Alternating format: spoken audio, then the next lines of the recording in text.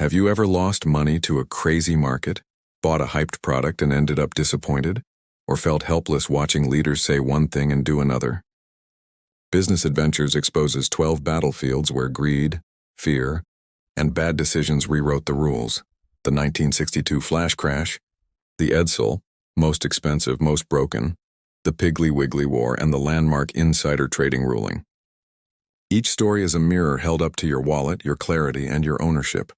So you stop paying tuition for naivete. It's also the book Bill Gates calls his favorite, a gift from Warren Buffett. Ready to learn hard lessons without paying with your own money? Come on, You think you lose because you lack knowledge? No, you lose because of psychology. The market doesn't need right or wrong. It only needs you to panic. On May 28, 1962, Wall Street was gloomy after 6 months of declines. A flood of orders made the hand-updated price board 45 minutes late. Small delay, big fear. Investors assumed prices were still falling and rushed to sell. Negative expectations turned into reality. $20 billion in market cap wiped out in a flash. Then the absurdity continued. The crowd became certain the Dow Jones couldn't break below 500. Optimism surged, money piled in. 3 days later, the market returned to where it started. Blood-earned lessons.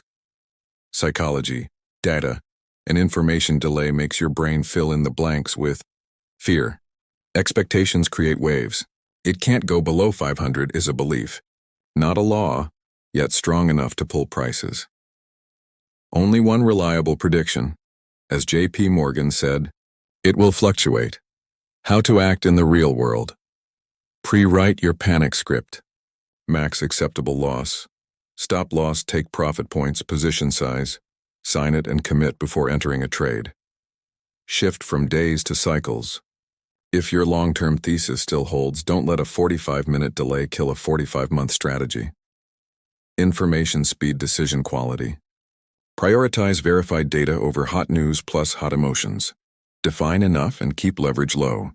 When psychology drives price, your margin of safety is the only brake you control. If you've ever sold the bottom out of fear or chased tops out of greed, don't blame a lack of intelligence. Train psychological discipline so you don't pay tuition again. Do you want to keep digging into lessons that defend against market irrationality? Comment 1. If not yet, comment 0. Product failure doesn't come from one big mistake.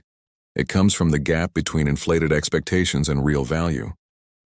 Edsel wrote that gap in cash. Context in the slide. In 1955, Ford saw opportunity in a swelling mid-range segment. They poured $250 million, a record then, into Edsel, sketching the car of the future. But by 1958, the economy cooled, and consumer taste swung to smaller, cheaper, thriftier cars. Ford took the field after the crowd had moved. 3 nails in Edsel's coffin. Wrong timing. Wrong market. Market research was right. For the old moment, today's hot data may be cold by launch. Macro cycles shift. Tastes shift. Keeping positioning fixed is tying your own hands. Expectations. Capability. PR bragged, the most expensive project in Ford's history, priming customers for a revolution. Launch day delivered, just another 4-wheeled car. The expectation experience gap triggered backlash. Psychographics over engineering. Ford obsessed over the right customer profile, but neglected technical validation. Spongy brakes, jerky acceleration. When the moment of truth, test drive fails. Every prior message turns into counter-evidence. Strategy autopsy, so you don't repeat Edsel. PMF is present continuous, not past glory. Lock launch on real-time data. Pre-orders, wait lists, search signals instead of old surveys. Hype hygiene. Every claim must have day 1 experience proof, demo, test ride, samples. Communications amplify real value. They don't substitute for it. MVP first, flagship later. Ship the smallest lovable version. Measure retention churn, then scale. A first-try flagship rarely lands. Clear kill criteria. Set cancel postpone thresholds, e.g., 30% pre-orders from the core, NPS 20, defect rate 2%. Hit the line, stop. No extra meetings. Engineering before show. One failure at usage hour destroys 1,000 hours of marketing. Don't let the org fool itself. Separate research, build, QA, launch. Healthy KPI tension so everyone isn't swept into the same illusion. Crystallized lesson. Edsel wasn't just ugly to users. It was off-tempo, overpromised, under-tested. The market shows no mercy for that gap. Want me to send a one-page anti-Edsel launch checklist, PMF signals, hype hygiene, kill criteria, minimum QA, to plug straight into your project? Comment 1. If you want to skip, comment 0. You work overtime just to make ends meet, while the wealthy legally pay lower taxes than their secretaries. The problem isn't personal ethics, it's the design of the rules. If Chapter 1 shows how crowd psychology steers markets, and Chapter 2 proves that the wrong product, wrong expectations get punished, then Chapter 3 steps off the trading floor and out of the product lab to look at the tax system, the thing that shapes the behavior of millions every day. From 1913 to today's maze, the federal income tax began simply: low rates aimed at the rich to fund the budget. Over decades, the compounding of politics and lobbying turned the code into a loophole maze. High nominal rates, but even higher escape hatches. The paradoxical result: wage income, labor, often bears heavier rates than capital income, profits, dividends, creating the Buffett secretary phenomenon. 3 ways the system gets distorted. The burden shifts to the middle class. Middle brackets. Limited deductions make the backbone of the economy carry most of the load, while those at the top use capital gains deferral structures to lighten it. Perverse incentives. Freelancers stop taking work mid-year to avoid moving into the next bracket. Tax optimal but socially suboptimal. Lost output, lost income. Companies shift profits to lenient jurisdictions. Tax optimal, welfare damaging. Huge compliance costs. The IRS faces an army of advisors. Both sides burn talent in a hide-and-seek game instead of creating value. Every hole that gets patched spawns 3 more, thickening the law and eroding transparency. Why reform stalls? Every push to simplify runs into conflicting interests. Groups benefiting from loopholes have strong incentives and political resources. Patchwork lawmaking, fix this tear, create another, rarely returns the code to its original spirit: simplicity, ability to pay. The book's solution: reset to the spirit of 1913. Radical simplification, narrow the labor capital tax gap, reduce loopholes, increase transparency. Not a rewind of history, but a refounding of principles, built anew for modern reality. What you can do now: restructure personal business income within a simple, legal, durable framework. Avoid relying on fragile optimizations likely to be closed. Prioritize cash flow and buffers. Chapter 1. Policy shifts can come. Don't let tax leverage kill liquidity. Verify promises. Chapter 2. Every tax optimization must have risk-reward evidence and an exit plan. Chapter 3 reminds us, rules shape behavior. If you don't understand the rules, you're playing a game written by the other side. Continue to Chapter 4 to see why insider trading was tightened, and how the system learns from mistakes to become less distorted. Why can Warren Buffett pay a lower tax rate than his secretary? When straight-back labor pays more tax than capital, the system rewards structure, not effort. If in markets crowd psychology creates waves and in products inflated expectations create a deadly gap, then in tax policy, piecemeal incentives distort behavior. The federal income tax, born in 1913, was very simple and narrow. Low rates aimed mainly at the rich. A century later, we have a dense matrix of brackets and hundreds of exemptions, deductions, exceptions. In other words, a code that rewards those who know the secret passages. 3 core distortions. The burden slides to the middle class. High nominal rates but loopholes. Capital gains, carried interest, special deductions give capital income earners an almost express lane, while wage earners face high marginal taxes, plus and few options. The result: the sense of unfairness isn't emotional, it's structural. Inefficiency is encouraged. Freelancers stop taking jobs mid-year to avoid jumping brackets. Companies restructure profits to fit incentives. Society's resources flow into tax optimization instead of value optimization. Both sides, the IRS and the army of advisors, burn millions of person-hours in a zero-sum game. Economics gets politicized. Every incentive breeds an interest group. The more exceptions, the harder reform becomes. Presidents change, promises change, but loopholes endure. The argument to reset to 1913 isn't nostalgia. It's a principle, simple, neutral, transparent. When taxes are easier to understand, behavior distorts less. When the base is broad, fewer holes. Rates can be lower while revenue holds. When labor and capital approach each other on marginal tax rates, the race to game the system loses fuel. That said, returning to exactly 1913 is impossible in a complex economy with an aging population and large public spending. What's feasible is to re-establish the 1913 spirit with 4 pillars. Broad base, low rates. Eliminate most sector niche incentives. Lower marginal rates. Neutral between labor and capital. Narrow the capital gains versus wage gap. Limit tax expenditures. Every incentive needs a sunset and periodic effectiveness reviews. Simplify compliance, standardize deductions, less front-end policing, more data-driven audits. Markets need psychological discipline. Products need expectation discipline. Taxes need structural discipline. When the rules reward created value, not shortcuts, growth is durable, and trust in the system returns. Markets can go crazy because of psychology. Products can die from overpromising. But trust collapses the moment the powerful profit off information gaps and push risk onto the crowd. The Texas Gulf Sulphur 1959 story is a raw dissection of information asymmetry. When drilling in Ontario indicated huge mineral reserves, those at the center of the secret quietly accumulated shares and tipped relatives, while the company talked down to the press to keep the price low. When the real news hit, the stock exploded. Insiders won big, and the public paid for that information gap. The landmark ruling that followed set the principle every financier knows today: disclose or abstain. And another key guardrail: the public must have reasonable time to react before insiders are allowed to trade. From here, the lessons connect to earlier chapters. If the first chapter shows psychology creates waves, here truth is bent to ride those waves. If taxes, chapter 3, expose structural distortion, then insider trading is an ethical distortion that turns a public arena into a private casino. 3 core lenses. Materiality. What is significant enough to change a typical investor's decision? The drilling results clearly cross that line.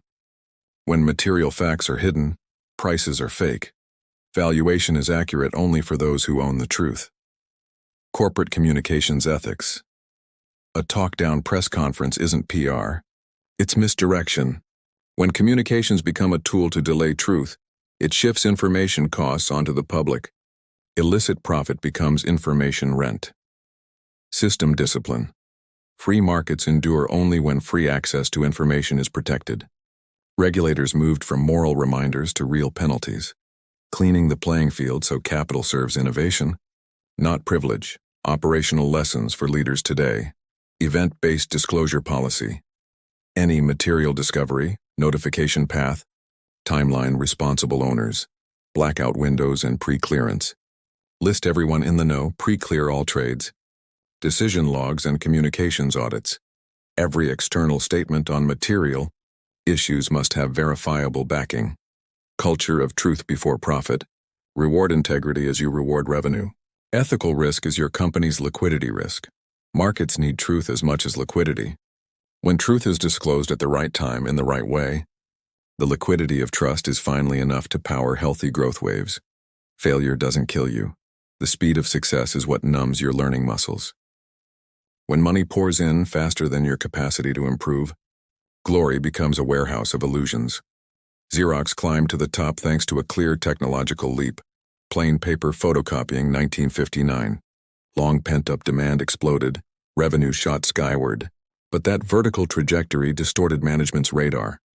Market signals were drowned out by victory, and organizational rigor softened under applause. If crowd psychology can create price waves and inflated expectations can kill products, then here, the illusion of invincibility makes a company forget the harshest rule. The technology moat erodes over time. while the marginal cost of imitators falls faster than the pioneer's pride. 3 core analysis axes. From feature monopoly to commoditization, Xerox's early edge came from quality plus utility plus superior total cost of ownership. As technology spread, rivals copied the core feature for less. Once customers say good enough, the leader's margins evaporate from the edges, erosion at the edges. This is the commoditization gradient. Everything attractive slides toward the common standard, unless you change the standard. Goodwill replacing strategy. Peak years brought big philanthropy PR projects, a moral reflex of the newly rich. Social contributions are admirable, but when an organization enjoys telling a good story more than wrestling tough questions, the learning curve flattens. Culture shifts from curiosity plus healthy skepticism to confirmation of success. More R&D, effective R&D. After the glory peak, research spending rose, but the portfolio fell out of sync. Many shiny projects. Too little runway to reset the standard, from device, workflow, ecosystem. The core technology wasn't redefined, only locally optimized, while rivals attacked the price reliability good enough point. Management implications. 2-speed rule. 1 engine to exploit. Optimize the core, squeeze costs, defend margins. 1 engine to explore, bet on the next standard. Be ready to eat your own lunch. Measure the right fear, not just revenue. Track the speed of rivals' cost declines, the copyability of features, and how much value sits outside the device, services, software, workflow. Redefine product as ecosystem, from a photocopier to the document workflow chain. Scan, search, share, secure, analyze. When you sell outcomes, not boxes, margins shift from hardware to experience or unreasonable lock-in. A culture against applause. Reward early warnings over pretty speeches. Design red teams to smash today's success assumptions before the market does it for you. Xerox didn't fall for lack of brains. They were smart enough to win, but not disciplined enough to win again. In innovation cycles, the reward from the last round is the strongest temptation to miss the next. The market needs only a spark of fraud at a moment of panic to turn a local risk into a wildfire of trust. Then the question is no longer who's wrong, but who's fast enough to stop the chain reaction. At the end of 1963, Ira Haupt & Co. collapsed because warehouse receipts for vegetable oil were faked. Loans based on collateral that didn't exist caused instant illiquidity. It hit just as America was shaken by JFK's assassination. Risk sensitivity spiked, and allowed bankruptcy could easily trigger market-wide precautionary sell-offs. The NYSE, instead of playing passive supervisor, jumped in to fight the fire, coordinating banks, creditors, and member firms to assemble a rescue package. The exchange itself committed $7.5 million, nearly 1/3 of its reserves. This event connects to earlier chapters. If psychology can inflate volatility, CH1, and warped ethics can skew prices, CH4, then here institutional infrastructure becomes the final shock absorber, maintaining liquidity not just with money, but with confidence in the gatekeepers. 3 layers of analysis: private lender of last resort, and the ethics boundary. NYSE acted like a micro-central bank for its ecosystem. Benefit: blocks contagion across counterparty margin psychology channels. Downside: moral hazard. If people believe risk gets rescued, risk management standards can slip. The challenge is to design conditional aid, shared pain, and transparent criteria. Collateral and process risk. The oil that wasn't there exposed operational risk more than pure market risk. When the verification chain, warehouse documents, bank broker, breaks at one link, leverage magnifies a small misstatement into a collapse. Infrastructure lessons, multi-point verification, independent cross-checks, random warehouse audits, and concentration limits by collateral type. Self-regulation versus public regulation. The rescue shows self-regulation can be faster and closer to the ground. But this precedent cannot become routine. There must be triggers for activation, loss allocation mechanisms, and mandatory postmortems to avoid turning an exchange into insurance for all risks. Governance implications today: disciplined clearing and CCPs, dynamic margins, volatility-based haircuts, cross-member stress tests, Kill switches to halt trading when operational failures spread. Crisis playbook. Who calls capital? How long it takes members bail-in ratios. And T+0 transparency to re-anchor expectations. Role separation. An exchange can activate a liquidity bridge, but investigations and penalties must be independent to avoid conflicts of interest. Xerox reminds us of eroding advantage. Texas Gulf reminds us of truth integrity, and Ira Hauptenkoser sketches the third side of the ecosystem, the infrastructure of trust. When that infrastructure works, markets don't need to be perfect to avoid collapse. They just need gatekeepers who know when and how to grab the fire hose. You don't need a signed memo. A single wink can bend ethics, and when implicit signals become the rules of the game, everyone is innocent except the truth. We've walked through waves fanned by emotion, products that died because promises exceeded real value, tax structures that distort behavior, and moments when truth was hidden for profit. Now step into the meeting room where one tiny gesture, a wink, turned the rules into hints. In the late 1950s, amid huge machinery contracts, a group of power industry executives, with General Electric at the center, made tacit deals to fix prices with competitors.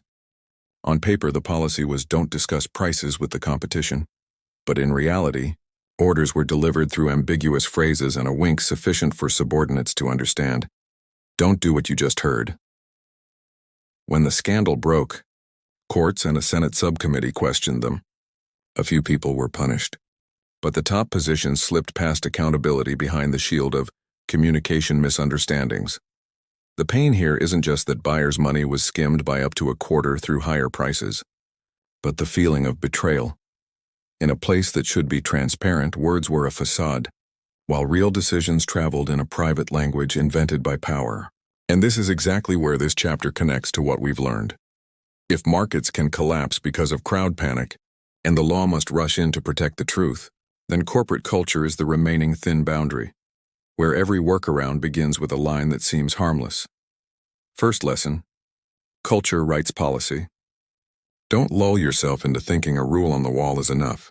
If in the meeting leaders reward results achieved by shortcuts, that paper is just a backdrop. Second lesson: ambiguity is a tool for wrongdoing.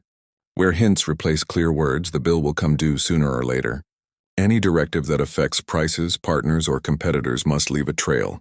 Minutes, emails, approver, clear timestamps, because transparency has no side channel. Third lesson: responsibility must be systemic. Separate pricing roles from sales roles. Run random audits on commercial agreements. And protect whistleblower channels so the weak aren't crushed between official policy and hint policy. When an organization turns winks into a language, it teaches its people that truth is optional. But when an organization rewrites its language with clear constraints, right-placed rewards, and fair discipline, it teaches the market that trust isn't something to haggle over. And that's the only way the earlier lessons: discipline of psychology, discipline of expectations, discipline of structure, and discipline of truth don't fall off at the meeting room door. A mature organization isn't measured by slide decks or CSR campaigns, but by its ability to say what it does and do what it says.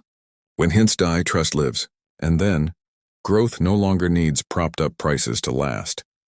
You can beat a speculator, but if you try to beat the entire system, the system will break you first. After stories of crowd psychology, information ethics, and gatekeeper roles, we meet Clarence Saunders, the owner of Piggly Wiggly, the inventor of self-service supermarkets, who nearly killed his own creation in a prideful fight with Wall Street. In 1923, several franchise stores in New York failed. Short sellers fanned the bad news and launched a bear raid. Saunders took it as an insult and swore to teach them a lesson with a classic move: a corner, borrowing to buy up shares to gain control, forcing shorts to cover at sky-high prices. The plan nearly worked. The price jumped from $39 to $124 and the short stood at the edge. But at the decisive moment, the exchange granted them an extension. Saunders, out of liquidity due to leverage, didn't have the breath to hold his position. The system's valve opened for the other side, and the Piggly Wiggly boss fell, declaring bankruptcy. This story aligns with earlier chapters.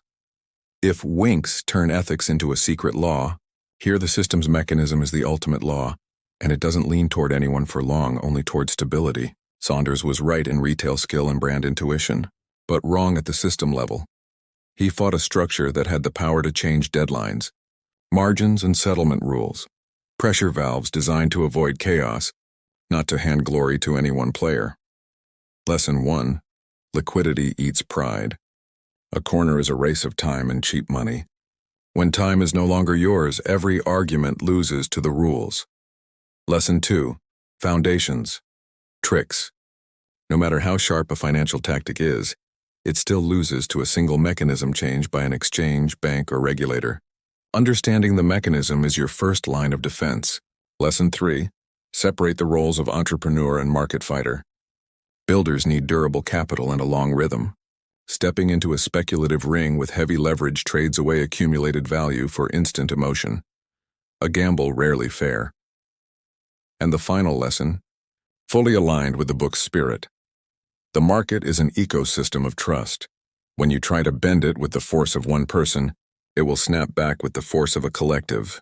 For long-term victory, don't burn energy proving who's right. Invest in playing by the rules, moving in rhythm so the marketplace and the customer naturally side with you. People say leaving public service to make money is selling your soul. But if ethics is the compass and effectiveness the legs, why can't we go farther? After chapters showing that the system can bend rules and the ego can burn liquidity, the story of David Lilienthal acts like tracks that realign the compass. From serving the public at TVA and the Atomic Energy Commission, he stepped into business not to bend principles, but to test whether those principles stand under real profit pressure.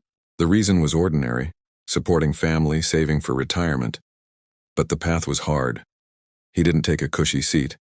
He picked up a struggling mineral company and pulled it back from the brink with a public servant's discipline. Understanding cost of capital, long-term risk, and above all, what deserves to be done before seeking applause.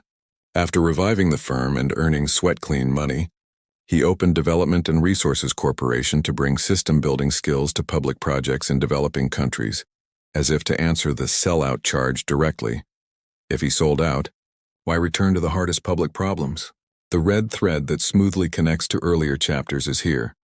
Instead of fighting the system like Saunders, skirting norms like GE's Winks, or riding information gaps like Texas Gulf, Lilienthal chose something simple but rare, one standard for both worlds. In public service, the standard is accountability. In business, the standard is effectiveness and sustainability. When the two meet, what is born isn't a slogan but endurance.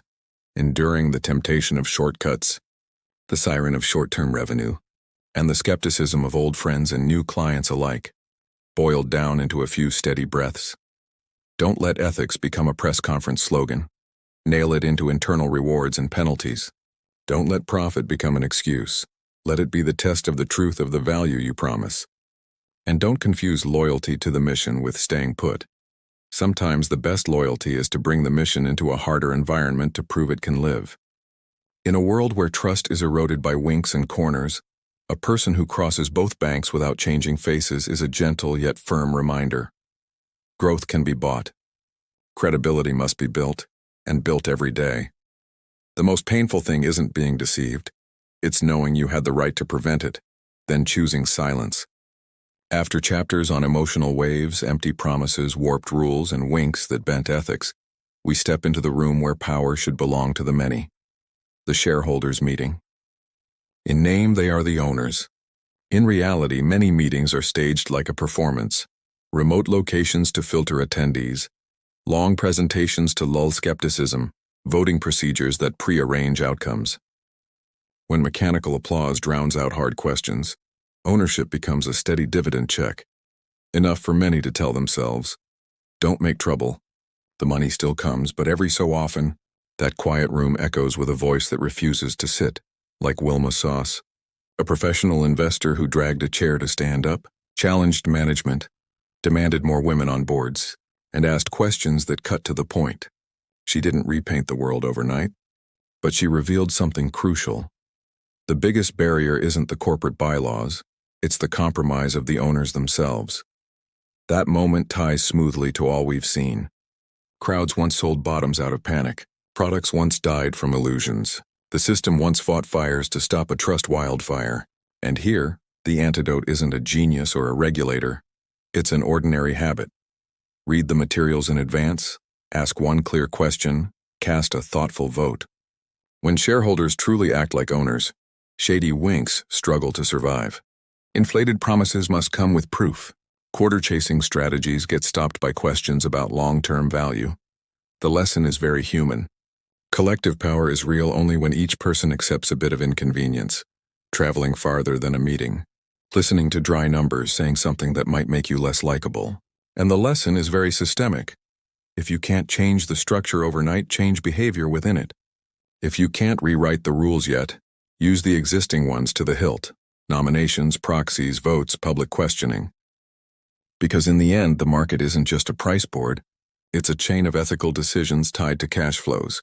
When owners open their mouths, expensive silence starts to get cheaper and companies remember who really owns them. What traps you isn't the contract, it's the fear of being labeled a traitor when you dare to step toward where you deserve to be. After chapters where crowd power can tilt the ticker and winks can bend ethics, we reach a quieter front line, the boundary between trade secrets and freedom to work. Donald Wolgemuth, technical manager of B.F. Goodrich's spacesuit division, accepted an offer from a competitor to join the Apollo project. Higher pay, greater responsibility, closer to his dream. The old company feared leaks of manufacturing secrets and sued, hoping to chain him with the possibility of potential harm. The court's question was crisp. Is possible harm enough to punish a person who has never caused harm? The ruling laid a brick for a standard we enjoy today. You cannot convict before conduct. You cannot ban someone from pursuing the future just because they possess knowledge. To protect secrets, companies must use process and evidence, clear NDAs, segmented access, document logs, not fear and assumptions. First lesson, touching every worker's emotions. Professional value is a right you carry. Trade secrets are a responsibility you leave behind. General knowledge, skills, and intuition gained through honest work are legitimate baggage. Formulas, drawings, and confidential data are assets that must be respected. Second lesson, connecting smoothly with the book's spirit. As the SEC once said, disclose or abstain to keep markets fair. Here it's be clear or refrain from obstruction to keep things fair for workers. No one gets their future locked just because they did yesterday's job well. Third lesson, aimed at systems. Ethics can't replace design. A company that wants safety shouldn't rely on vague loyalty. Rely on role separation, access logs, independent audits, and violation handling mechanisms when, and only when, there is evidence. Final lesson for both sides. Freedom comes with discipline. The person who moves keeps confidentiality intact, avoiding carrying a suitcase of data. Those who stay keep integrity, not conjuring ghosts to hold others back. When every step respects that boundary, the talent market flows healthily.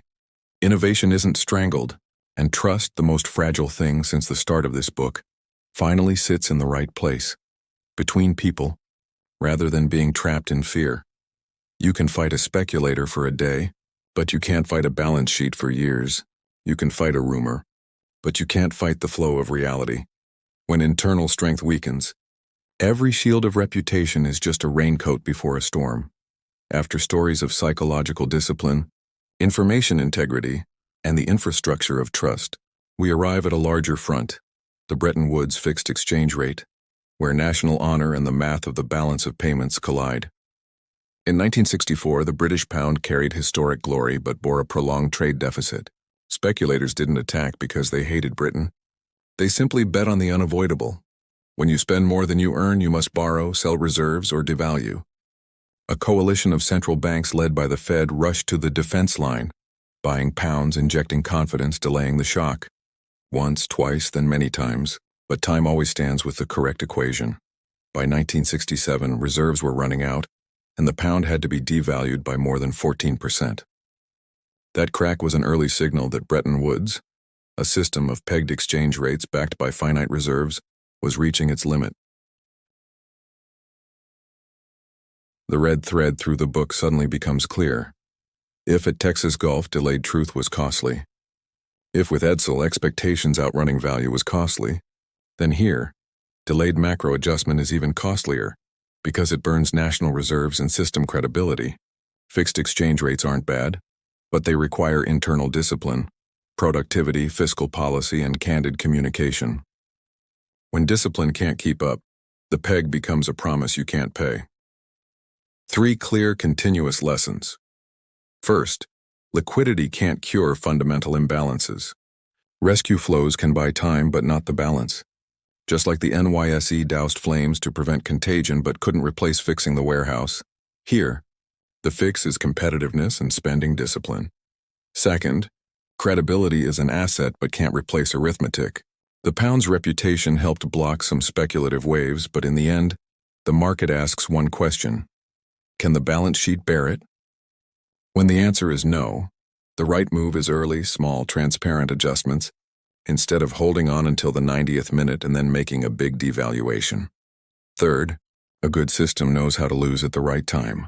Bretton Woods required flexible relief valves. When reality changes, the rules must allow for band widening, loosening, or a regime shift, otherwise the pent-up shock will destroy the frame. We started from a 3-day panic, went through inflated promises, winks, and system firefighting, and stop at the final lesson. Markets forgive slowly but are exceedingly fair to the truth. When people and institutions have the courage to acknowledge reality and adjust early, trust, the most fragile asset in every chapter, has a chance to stay for the long term. What makes us lose isn't a lack of intelligence. It's a lack of discipline before the truth. Business Adventures doesn't just tell 12 shocking stories. It disassembles each gear of the market. Crowd psychology, inflated promises, subtle rule bending, the power and silence of shareholders, freedom to work, and the limits of macro shields. Each chapter is a mirror to examine strategy, ethics, and how we decide when money, power, trust collide. The book's greatest value is teaching us the right reflex. Truth first, clear structure, controlled expectations, disciplined behavior, so we don't pay tuition again. If you want me to review another book next, finance, business, psychology, or skills, comment the title below. You pick the topic, I'll dissect it to the core.